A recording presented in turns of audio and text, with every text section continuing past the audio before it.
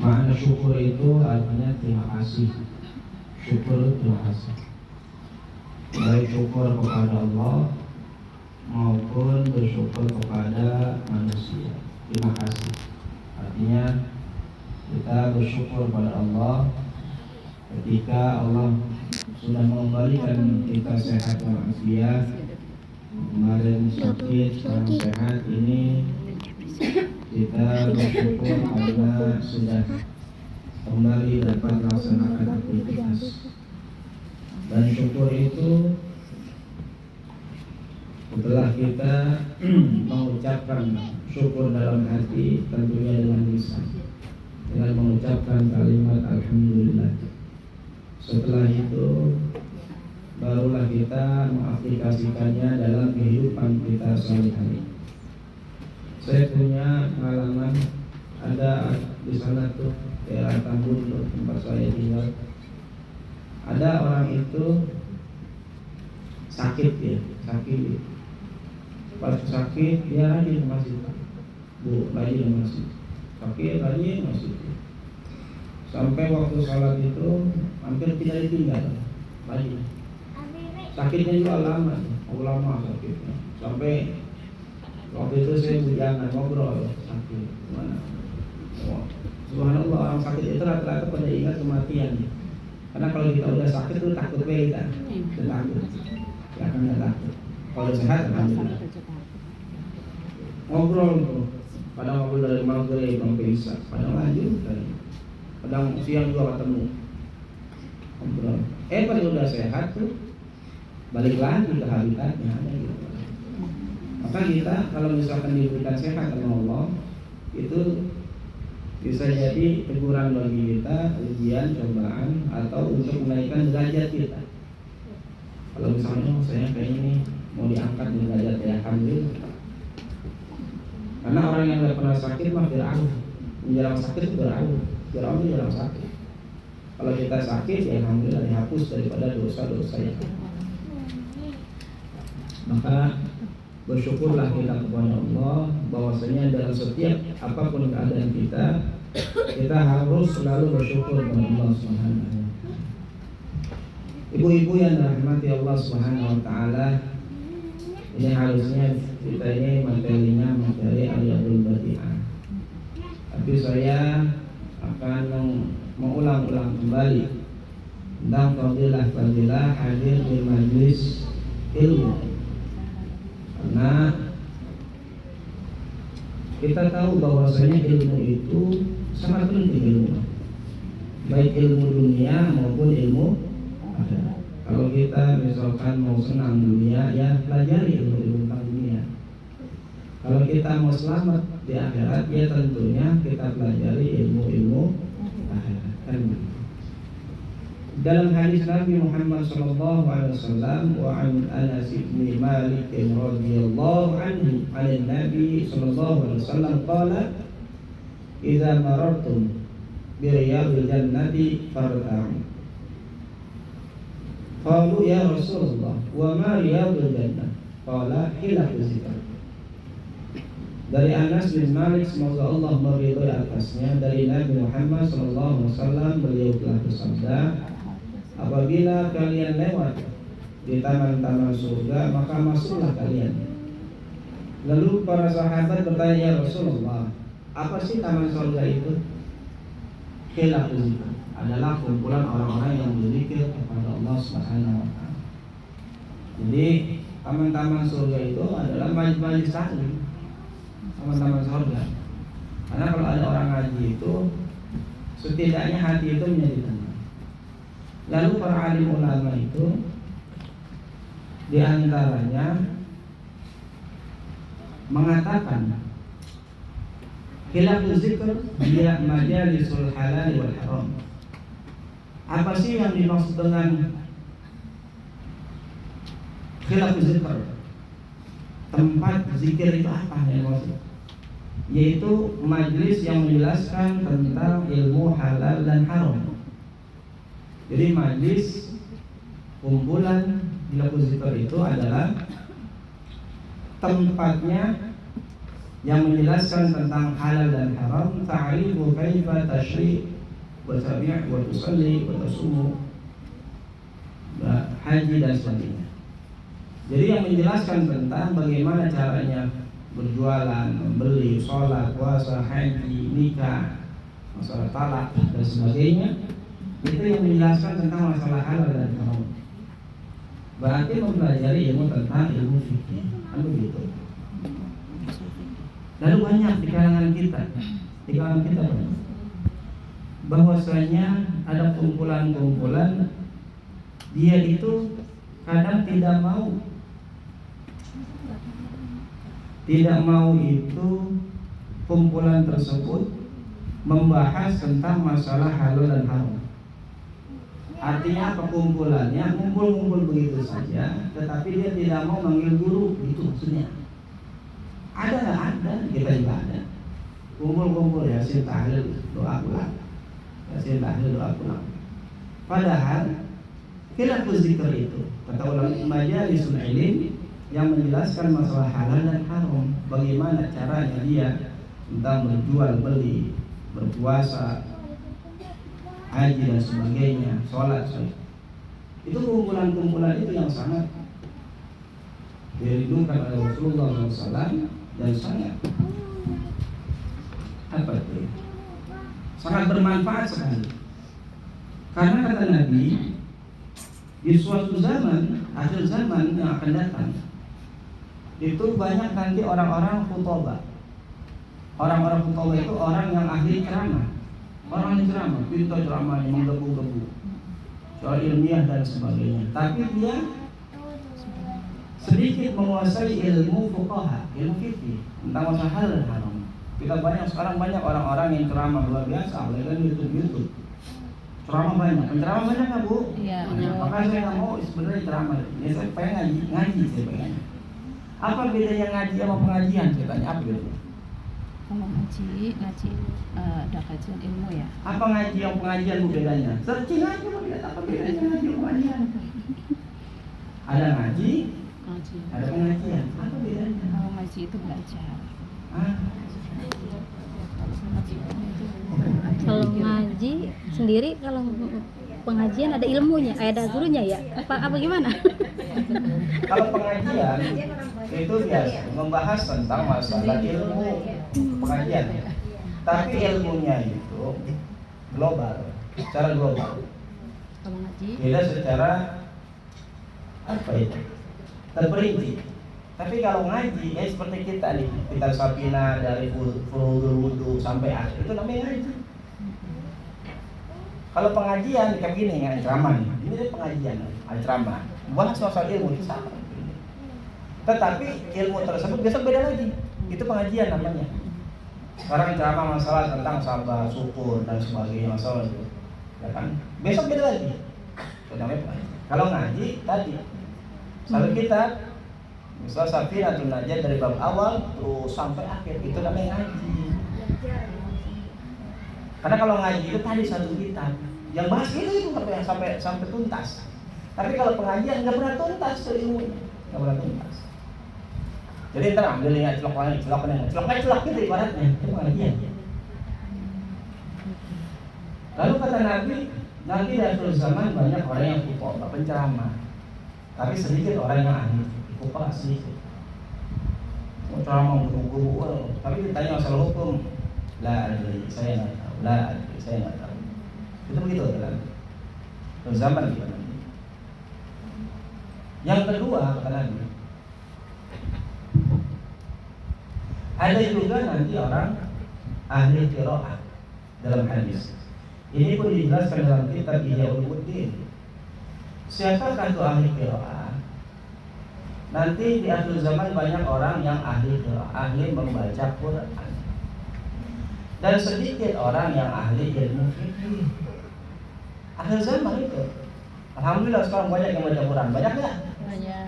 Tapi sedikit nggak orang yang ahli ilmu fikih? Sedikit. Begitulah nanti. Apakah kita sudah masuk zaman? Allah a'lam bishawab. Sedikit orang yang mengerti ilmu fikih. Bahkan nanti dia bukan mengetahui jalur ilmu fikih, dia akan berkata bahwasanya itu benar dan salah. Kenapa? Karena dia bukan daripada ahli orang fuqaha. Jadi banyak. Jadi nggak usah aneh. Nanti orang banyak yang bisa baca Quran, yang kemarin nggak bisa banyak baca Quran, qiraat banyak. Sampai ada yang lagunya enak-enak dan sebagainya. Banyak. Ini lagi rame santri begini. Di santri kita. Bagaimana hukumnya seseorang yang membaca Al-Quran dalam keadaan haid? Bagaimana hukumnya?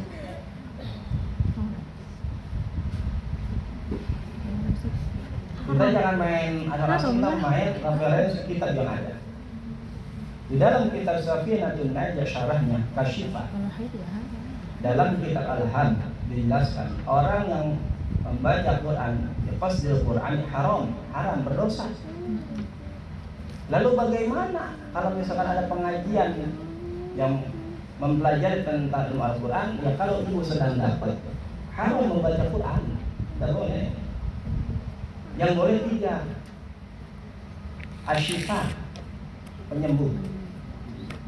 Dan itu juga yang dibaca Al-Fatihah. Kan orang baca, saya sakit nih, bujang, Al-Fatihah dibaca, bukan semua Quran. Asyifa, boleh sakit nih, Allah sakit. Termasuk doa-doa yang berkaitan dengan Al-Quran, zikir, itu boleh. Tapi biqasdil Quran, misalnya begini nih, ibu nih baca Quran nih, saya lihat baca, haram. Karena itu biqasdil Quran dan disengaja, haram dalam kitab Asyifa. Alhamdulillah haram. Kalau haram jangan dilakuin. Kalau dilakuin sama aja bohong. Buat apa kita melakukan sesuatu yang itu sudah bertentangan? Nggak usah. Kalau ada Latinnya? Hah? Ada tulisan Latin, ada artinya. Yang tidak boleh baca Quran bukan Latinnya. Baca Quran. Misalnya maaf nih, misalnya kita nih, saya guru Quran, ayo baca. Haram. Nggak boleh. Saya lagi dapat tadi baca Yasin. Haram. Kan tahu. Siapa yang Baca di qasdul Quran tidak boleh. Baca. Jadi bagaimana yang misalnya dapat nyimak aja, dengerin aja. Yang boleh baca Quran ketika haid boleh, bacanya di dalam hati, tidak boleh dilafalkan. Disirkan ya. Dipegang apa lagi? Tidak boleh dilafalkan, tahu lafalkan? Dizahirkan, dalam hati boleh. Boleh. Maka nyimak baca, enggak baca. Kalau misalkan kita begitu saja nanti nggak ada perubahan, dosa gitu. Dosa. Tapi nggak tahu. Kalau dalam hati boleh. nggak ngerti? Nanti kalau misalkan baca Quran kayak Yasin tuh, ibu misalkan lagi dapat nih Yasin, enggak apa niat belajar, enggak boleh. Itu because Quran, because tilawatil Quran. Bagaimana? Diam aja. Dalam hati boleh, ikuti dalam hati, tapi jangan. Kalau ibu apal, enggak apal, zikir aja, pendengar aja nih, mak. Jangan sampai sesuatu yang sudah diharamkan, kita tidak mengerti apa sih maksudnya, kita menghalalkannya, tidak boleh. Jadi kalau misalkan kita lagi dapat baca Quran, nggak boleh, haram. Kecuali asyifa. Asyifa tadi, asyifa kan bu minta air. Tapi kalau misalkan berkumpul seperti ini, hilaful zikr, berkumpul, kan Ustaz, saya kan nggak megang cuma dia doang, haram. Termasuk orang yang tinggal di masjid dalam keadaan haid. Saya tegasin agak keras sekarang nih. Soalnya ada perempuan ngajar haid, masjid haram hukumnya.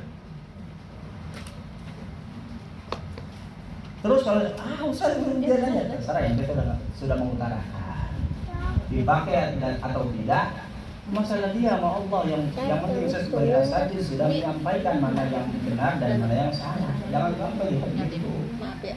Apalagi ini yang haid suruh mimpin, masih lebih parah lagi. Kan bukan yakin nih datang ke sini, mungkin ada yang sedang dapat dan sebagainya, kan gitu. Ya bagaimana Ustaz? Udah diam aja, nyimak aja. Oh saya mah lagi dapat ngobrol mulu gitu, lagi baca Yasin ngobrol, ya nggak bagus juga lah, diem aja. Pak Ustadz ini kan terjemahan. Emang kenapa hal terjemahan? Kan yang tidak boleh bebas ditilawatil Quran. Yang kedua, untuk berlindung kepada Allah. Boleh. Berlindung kepada Allah itu pun suratnya Al-Falaq, An-Nas, ayat kursi. Bukan semua Quran. Contoh kita mau kuburan takut. Ya Allah, ini katanya punya kuntilanak di sini gitu. Apa yang saya baca ya? Saya lagi dapat dibaca ayat kursi. Niatnya bukan baca. Itu pun suratnya tadi Al-Falaq, An-Nas, yang surat perlindungan kepada makhluk-makhluk gaib. Ya kursi, An-Nas, Al-Falaq. Baca doa-doa yang berkaitan dengan Quran, doa zikir. Kalau niat bebas di tilawat depannya tidak. Jadi sekarang lagi santai juga perkuat-kuat narik urat. Saya jelasin kalau di alim itu, ya mau saya debatnya gitu. Dekat mana?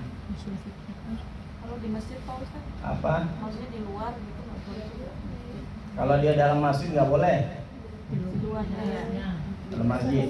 Tanya aja masjid itu mana areanya. Kalau kita mau berhati-hati, jangan. Itu aja. Nanti kalau belum bersih baru masjid. Kecuali nanti kalau misalnya Idul Adha itu juga di luar jauh dari masjid. Idul Fitri ini kita boleh hadir dan dapat. Tidak boleh mendengar. Cuma kan di luar jauh dari masjid. Dalam pengajian nih tugas nih. Kalau dapat Pak Ustadz saya kan di pelataran dari dalam masjid. Haram. Ya. Kalau ini di HP, di aplikasi kan ada tuh. Iya. Nah terus kalau kadang kan kita pergi ya ke toilet misalnya Iya. kayak kalau lagi jalan-jalan pergi ke mall dan lain kan kita ke toilet nih misalnya Iya. ibu ya centelin Taruh. masuk bagaimana itu? Jangan ditampilin aja Arabnya. Mati. Enggak Kan maksudnya ini di HP-nya nih. Ya kan dalam HP aplikasi kan? Iya. Jangan ditampilin Arabnya. Iya. Tapi nggak apa-apa ya. Salah. Kan bukan mushaf itu. Suaranya aja. Bukan suara, bukan. Jangan dibuka aplikasinya. Jangan dibuka di sini. Iya. Jangan dibuka begini, mohon maaf. Jangan dibuka begini. Iya, karena di dalam aplikasi kita ini Iya. gitu udah main cantelin. Iya taruh. Jangan begini mati. Padahal begini. Gitu. Oh gitu keadaan gitu. Mati. Jangan dibuka Arabnya. Iya, Arabnya. Ya. Ya kan hilang kalau ada nggak ukurannya. Tapi kalau sudah ditampilin ada nggak? Iya. Kalau lagi tugas di mana Pak Ustadz? Haram. Serah ibu mau pakai saya boleh deh. Serah itu. Serah ibu Allah Ustaz itu sekarang. Saya hanya menyampaikan. Ibu kalau mau berhati-hati dengan masalah hukum, ikhtiar jangan. Enak Ustaz, dan terserah itu mah. Ibu nanti yang menanggung bukan saya sebagai asatidz hanya menyampaikan. Ibu mau pakai silakan deh, jadi ibu udah tahu tuh hukumnya. Jadi kalau misalkan ibu disinggung, ibu jangan marah. Misalkan nanti yang mendatang sini terserah, ya nggak usah selalu disantai. Itu. Iya. Nah, Ustaz, Tugas. kalau kita diminta tilawah nih udah jauh-jauh hari misalnya jarak Haram. terus kita membatalkan membatalkan Harus berangkat. Sekarang aku kalau berangkat juga. Udah ketahuan itu, udah ketahuan haram. Ibu laksanain juga. Udah terserah ibu dan dosa tanggung. enggak, maksudnya kita tetap harus konfirmasi gitu mendadak Konfirmasi ya, konfirmasi bener. Saya takut nih karena lagi haid gitu ya. Iya, lagi haid. Kalau ibu misalkan ibu udah tahu hukumnya nih, terus ibu lakuin juga. Lah saya mau nggak mau tahu soal ibu sama Allah itu udah urusannya. Jadi sebagai asatidz menyampaikan. Dulu kan saya bisa di sini, ya begitu hukumnya. Mazhab Syafi'i seperti itu. Harus ganti Kemarin apa belajar yang lebih kecil. Yang ketiga apa tuh? Tadi tabarukan zikir, zikir. Ya kan ada kan zikir-zikir dari misalkan doa-doa zikir-zikir yang ada Quran kan ada. Terus misalkan kalimat istirja. Istirja kan innalillahi wa inna ilaihi raji'un. Quran bukan tuh. Quran. Ada orang meninggal, boleh nggak baca itu? Boleh. Boleh. Kenapa? Karena kalimat zikir. Tapi kalau dia bilqasdi tilawat walaupun setengah ayat haram. Apalagi banyak ayat. Baca silakan.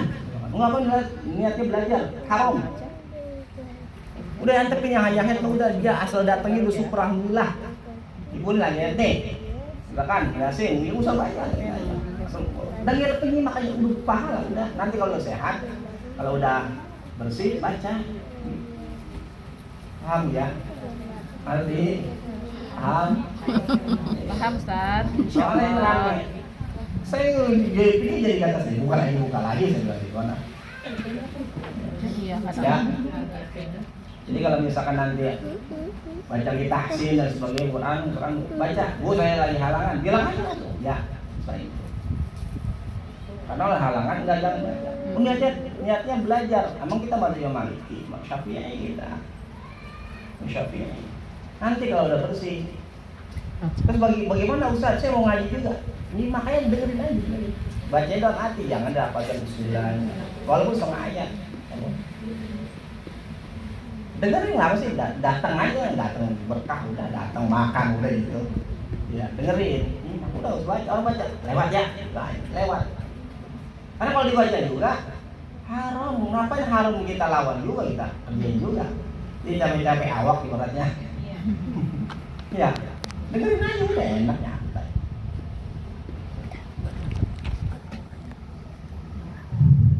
Jadi hilaful zikr itu menjelaskan tentang masalah halal dan haram. Ada malam Jumat nggak gurunya, udah langsung disinggung. Pakai guru, baik guru bilangin, baik guru. Itu kan bukan hilaful zikr namanya. Serang ngomong enggak, saya nggak tahu bahasanya. Tahu ada gurunya? Galak banget. Galak banget. Bukan galak dia pada kita, tahu kalau itu. Saya pelan-pelan. Harus ada guru yang cari guru. Kamu lagi head ya? Iya. Sistem pengajian apa ngaji katanya? Apa tuh pengajian? Ceramah doang kayak begini ceramah nih pengajian. Kalau ngaji bagi kitab, tuh urut tuh urut. Kita kemarin tuh, kita apa tuh? Sekarang perlu ujian, ada dulu kajian ngurut, tunggu tuh namanya ngaji. Ujian ya Buya?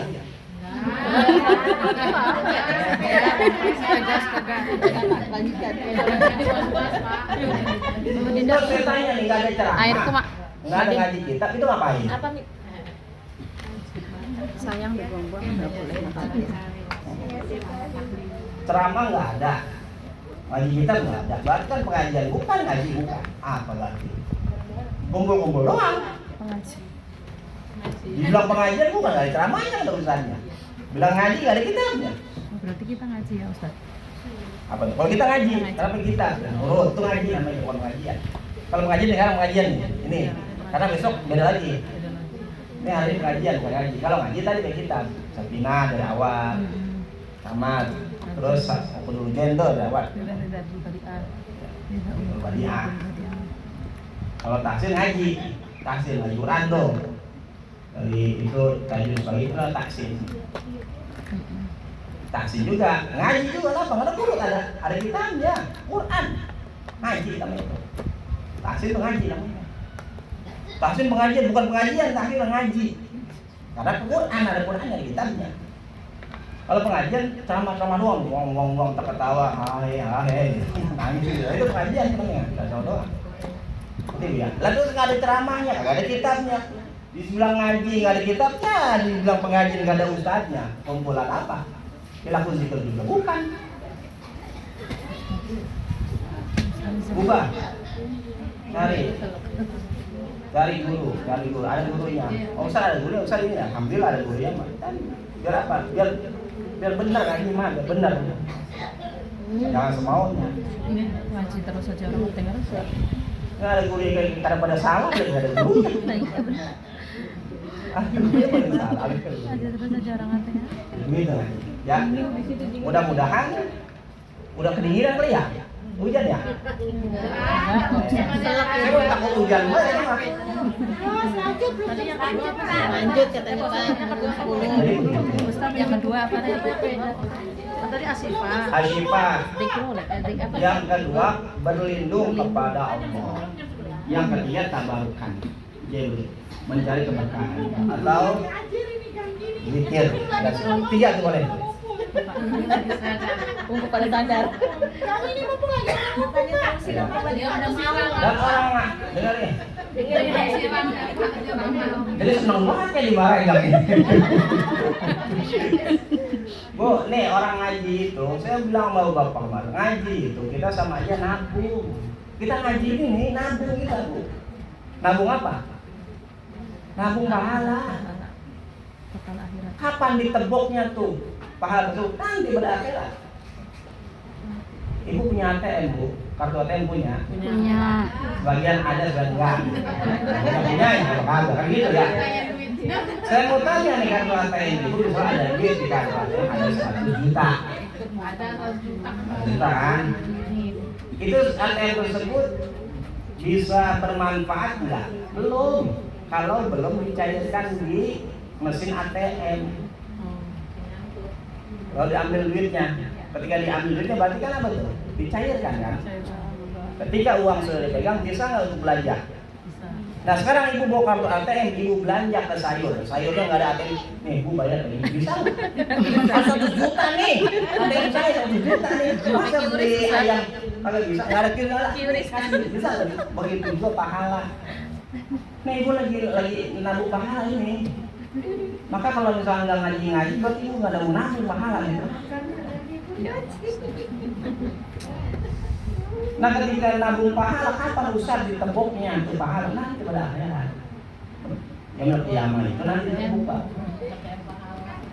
Ini yang hadir di sini nih, pahalanya variasi. Ada yang dikit, ada yang setengah, ada yang banyak. Variasi. Kayaknya banyak sih. Enggak Amin, variasi. amin ya. Banyaknya kita, sedikitnya kita, sedikit kita variasi.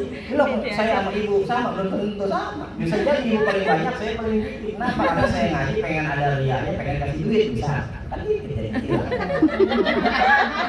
Jujur. Itu gara-gara nanya.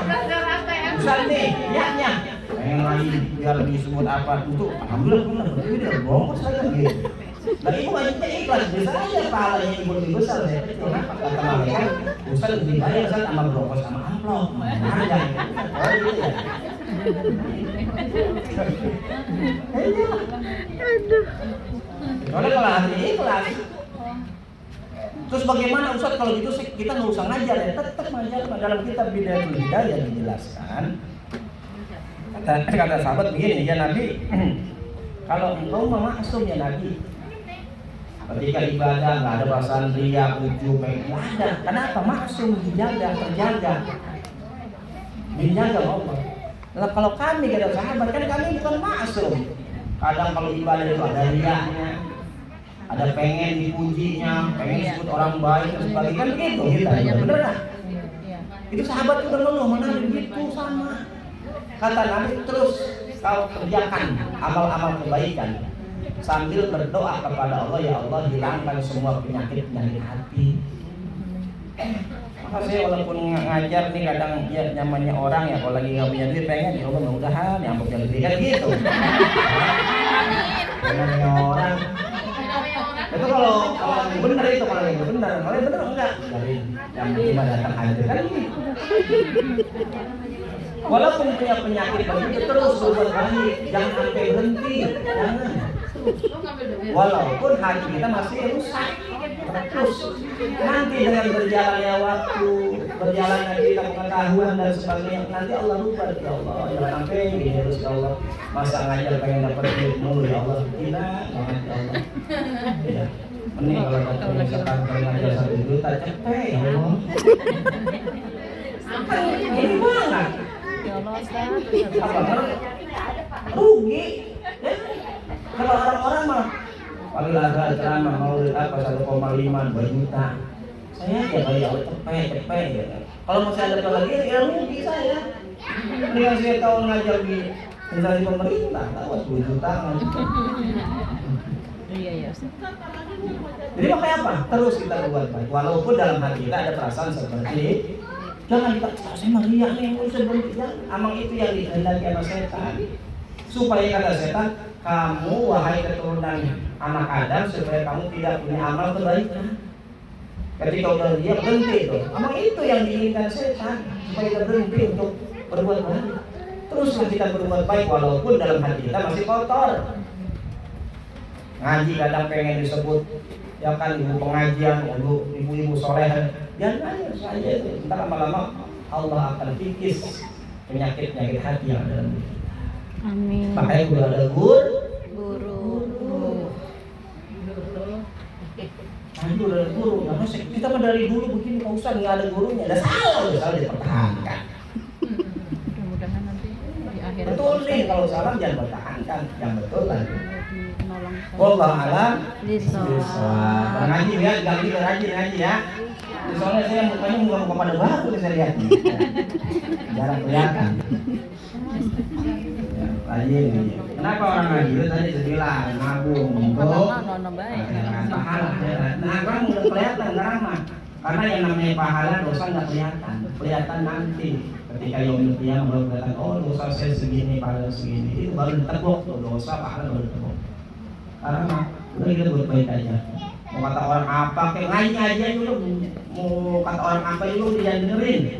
Udah, kok dia mau ngaji karena ada itu, karena dia besti doang udah hadir, dan besti udah hadir. Kan ada begitu tuh. Dia di rumah besti dia hadir, bukan di rumah besti dia hadir. Disebut lagi. Ya benar ya Bu. Disebut lagi. Kalau ngaji mah yang bahasa besti, emang di kuburan itu ada bestinya. Nggak ada bestimu yang di kuburan. Ada besti itu. Yang ada amal kita kebaikan nanti. Emang kebaikan kita ngikut ke besti kita. Yang jadi besti ya, Ustaz. Quran, apa ngaji. Gitu ya. Al-Fatihah.